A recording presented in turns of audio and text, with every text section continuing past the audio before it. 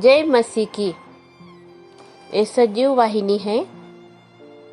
दैनिक प्रेरणा में आपका स्वागत है।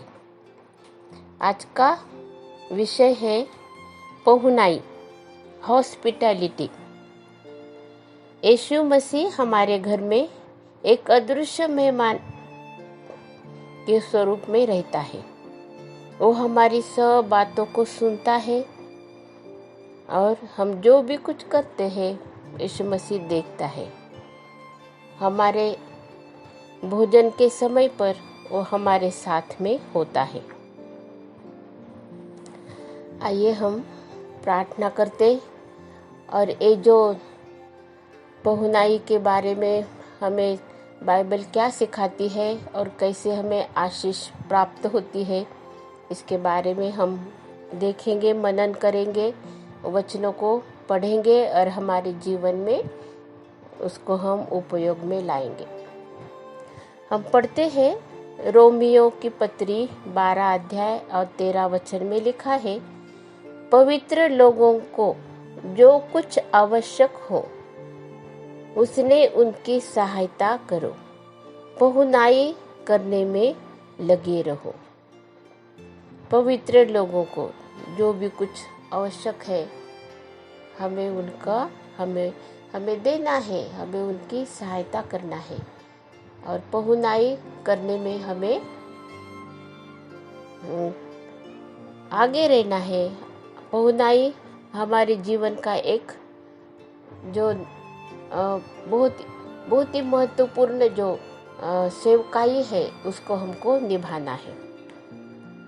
पहले तीमुथियुस की पत्री 3 अध्याय और 2 वचन में लिखा है, जो कलीसिया के जो अगुवे होते हैं उनके बारे में कि उनको किस प्रकार से रहना चाहिए।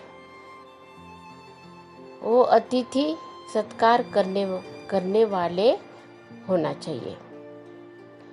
और यहाँ पर लिखा तीमुथियुस 5वें अध्याय में 5वां अध्याय और 10 वचन में, विधवा का जीवन, आदर्श जीवन कैसा होना चाहिए। जो यीशु मसीह पर विश्वास करते हैं, किसी के जीवन में ऐसा प्रसंग हो जाता है, कोई विधवा होते और फिर उनका उद्देश्य परमेश्वर की सेवा करना और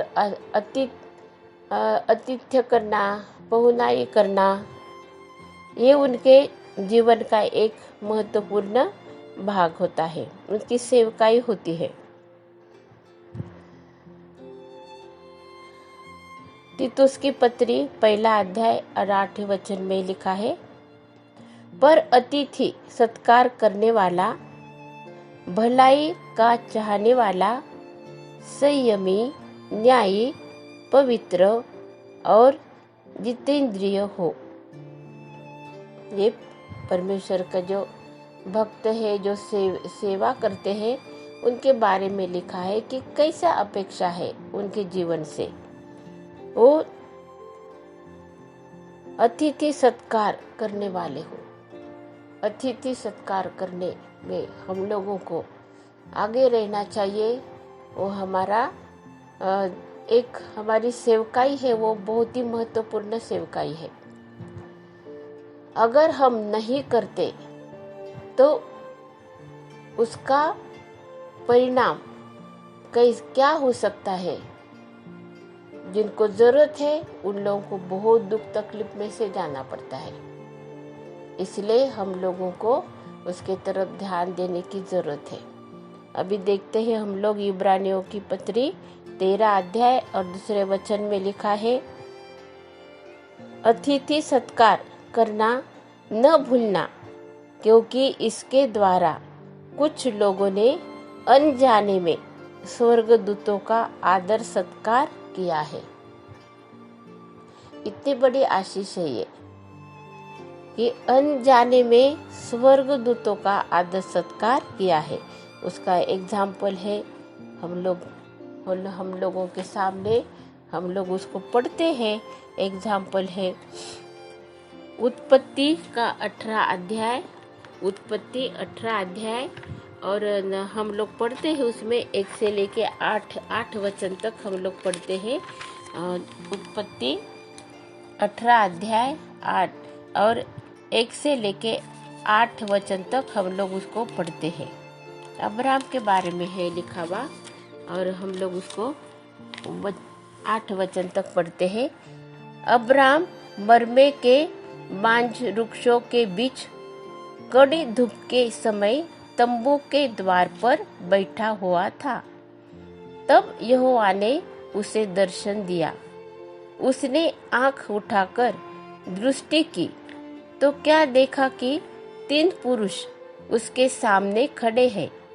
जब उसने उन्हें देखा तब वह उनसे भेंट करने के लिए तंबू के द्वार से दौड़ा और भूमि पर गिरकर दंडवत की और कहने लगा, हे प्रभु, यदि मुझ पर तेरी अनुग्रह की दृष्टि है तो मैं विनती करता हूँ कि अपने दास के पास से चले न जाना।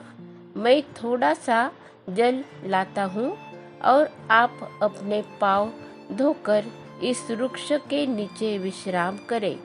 फिर मैं एक टुकड़ा रोटी ले आऊं और उससे आप अपने अपने जीव को तृप्त करें। तब उसके पश्चात आगे बढ़े, क्योंकि आप अपने दास के पास इसीलिए पधारे हैं। उन्होंने कहा, जैसा तू कहता है वैसा ही कर। तब अब्राहम तुरंत तंबू में सारा के पास गया और कहा, 3 सा मैदा जल्दी से गूंद और फुलके बना। फिर अब्राहम गाय बैल के झुंड में दौड़ा और एक कोमल और अच्छा बछड़ा लेकर अपने सेवक को दिया और उसने जल्दी से उसे पकाया।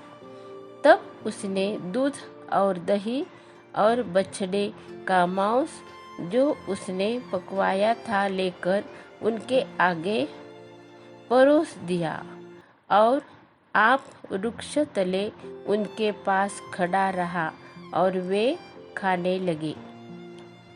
हालेलुया, स्तुति धन्यवाद हो।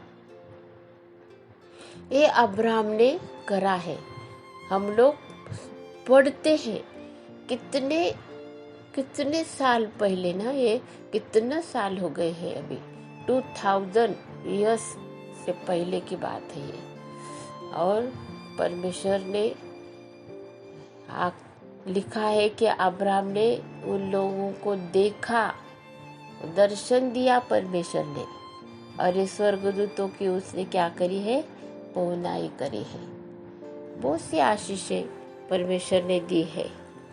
और फिर उसी समय पर हम आगे भी हम लोग पढ़ते हैं,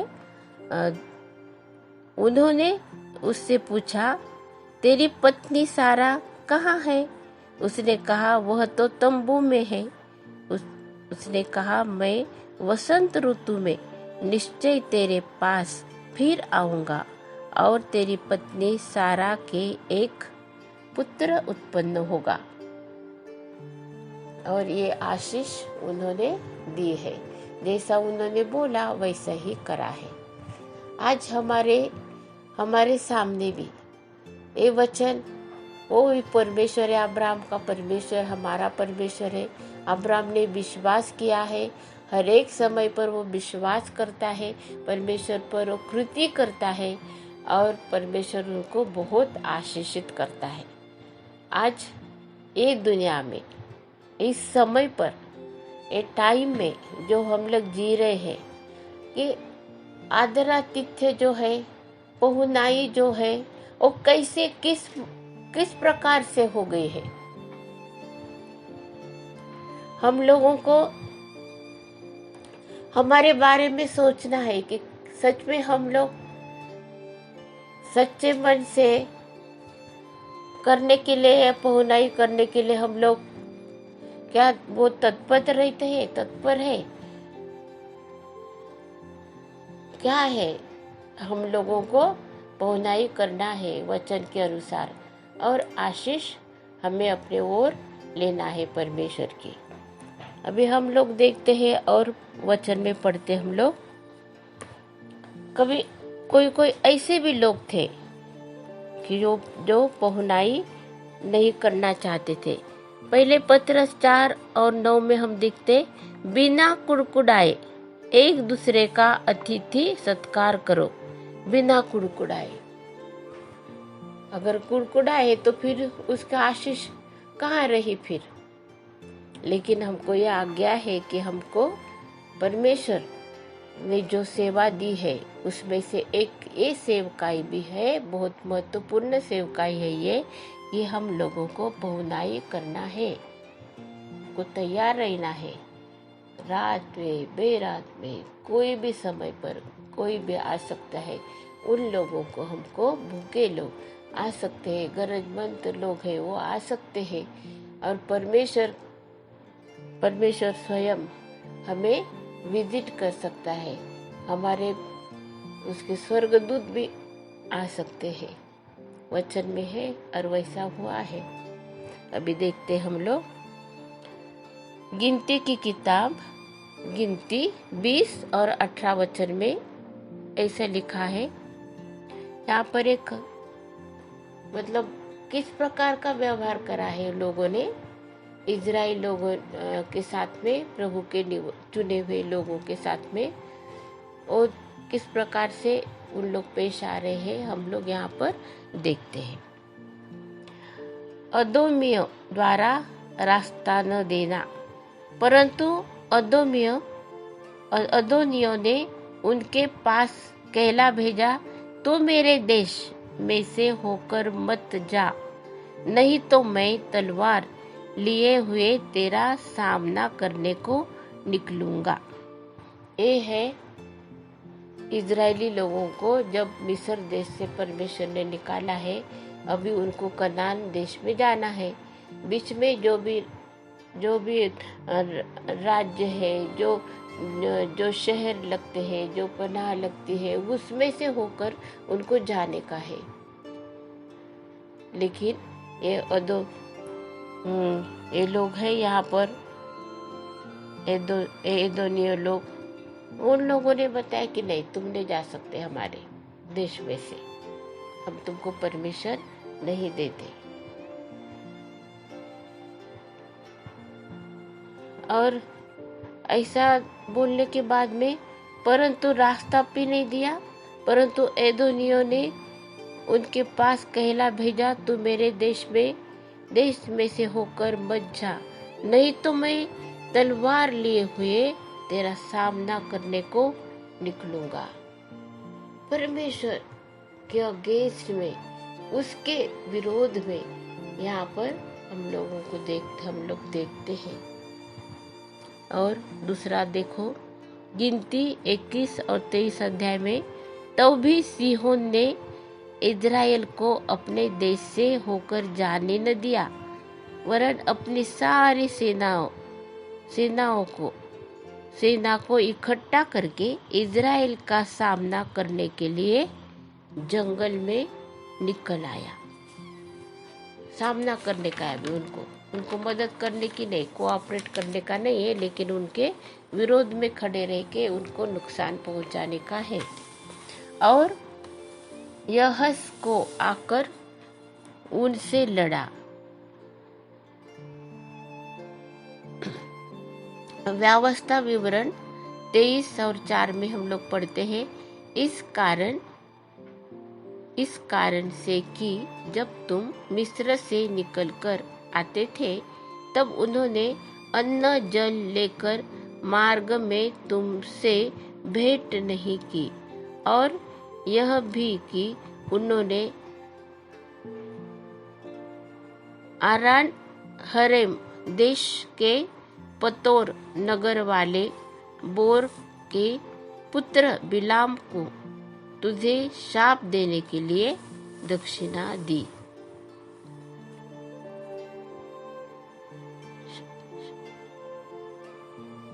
शाप देने के लिए दक्षिणा दी। पहले शमूएल 25 अध्याय और 10 वचन में लिखा है, नाबाल ने दाऊद के जनों को उत्तर देकर उनसे कहा, दाऊद कौन है? शीशे का पुत्र कौन है? आजकल बहुत से दास अपने अपने स्वामी के पास से भाग जाते हैं।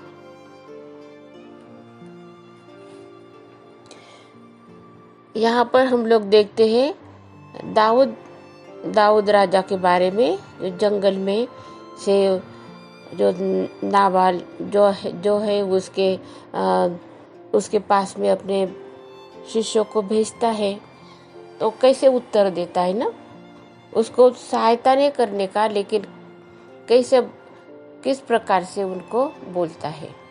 पहुनाई करना और जो लोग जिनको ज़रूरत है उन लोगों को मदद करना।